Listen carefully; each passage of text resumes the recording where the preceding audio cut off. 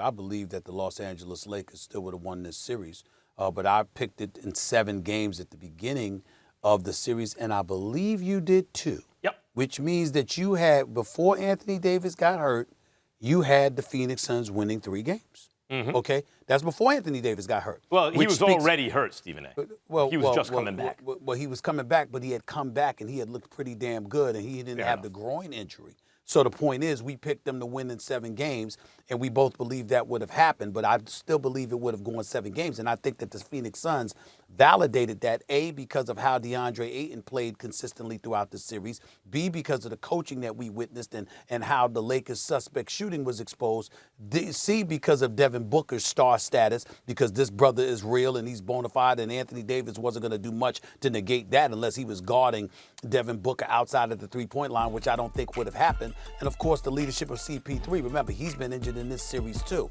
If he didn't get injured and Anthony Davis didn't get injured, that's where we get the 7-game series for. But I'll also tell you what also went wrong with the Los Angeles Lakers, other than Anthony Davis's injuries, Max. How about Rob Pelinka and Frank Vogel? How about Rob Pelinka?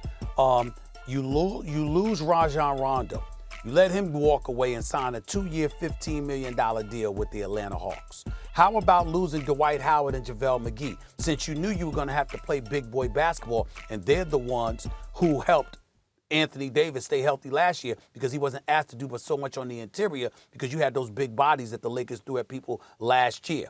How about that with the Rondo, Dwight Howard, and JaVale McGee being gone? And how about Frank Vogel somehow, some way not figuring out that the durability of Anthony Davis was always historically a question mark, and you acquired a 6th man of the year at the time in Montrezl Harrell, and somehow, some way, he's only averaging 6 minutes per game in this series heading into last night. You didn't figure out how you were going to need to utilize him. I think those things played a significant role in what happened to the Lakers last night as well. Well, look, they lost Rondo. They picked up Schroeder. There's no way to know how Schroeder's going to respond to pressure until you see him in pressure. He ain't no playoff Rondo. We know that now, but a better regular season player. They lost Dwight. They pick up Drummond as a buyout. Like, Drummond helped them, actually, at times in the regular season. He wasn't good in the playoffs. And I agree with you about Montrezl Harrell. He didn't get a lot of burn, but you lose JaVale McGee, you pick up Montrezl Harrell. I don't know. On paper, at least in the regular season, it looks like, if anything, they improved the roster a little bit. You got to find out about guys in the moment of truth. I'll agree about that. But there was no real moment of truth. Well, for Schroeder there was. We found out some stuff. Because they were hurt. The stars were hurt. Max, we also celebrate. Let's remember what we celebrate when we talk about Tom Brady and the Tampa Bay Buccaneers. They win a Super Bowl championship, and they retain all 22 starters. So you could have given these dudes an opportunity to defend their crown, but because you're not Steve Ballmer, you don't have those kind of deep pockets. If you're the Buss family owning a majority share of the Los Angeles Lakers the way Ballmer does, you're more judicious. You're not as judicious with doling out those dollars, and you're going to be more tight budget-wise. You got to take that into consideration. And just as an aside, Max, Molly, LeBron James wasn't healthy either. We know he's still recovering from that ankle sprain. We know he wasn't 100%, but I'm going to call him out this morning for this reason. He walked off that court without really shaking hands with anybody. You know what? It's amazing how everybody receives praise. LeBron James has been beating up on people for a long time. 4 championships, 10 trips to the NBA Finals. He's been beating up on people for a lot of times.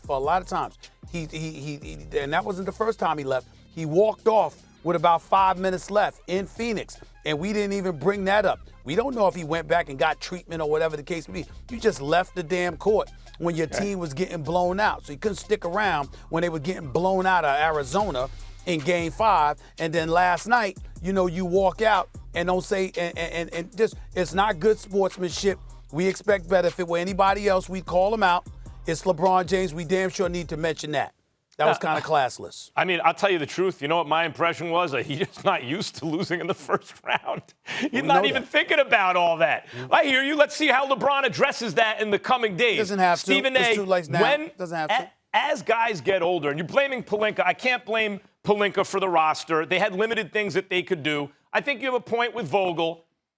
You can say LeBron is getting older, and I've made this point. As you get older, you get more injury prone. You have to take that into consideration. But LeBron's ankle, even on the bad ankle, even without AD in the game, down almost 30 points, He brought his team back to within single digits Well, I didn't say in anything that about game. how he played. I didn't say anything about how he played. I thought it was valiant how he played. And when the fight was lost, he left. Thanks for watching ESPN on YouTube. For live streaming, sports, and premium content, subscribe to ESPN+.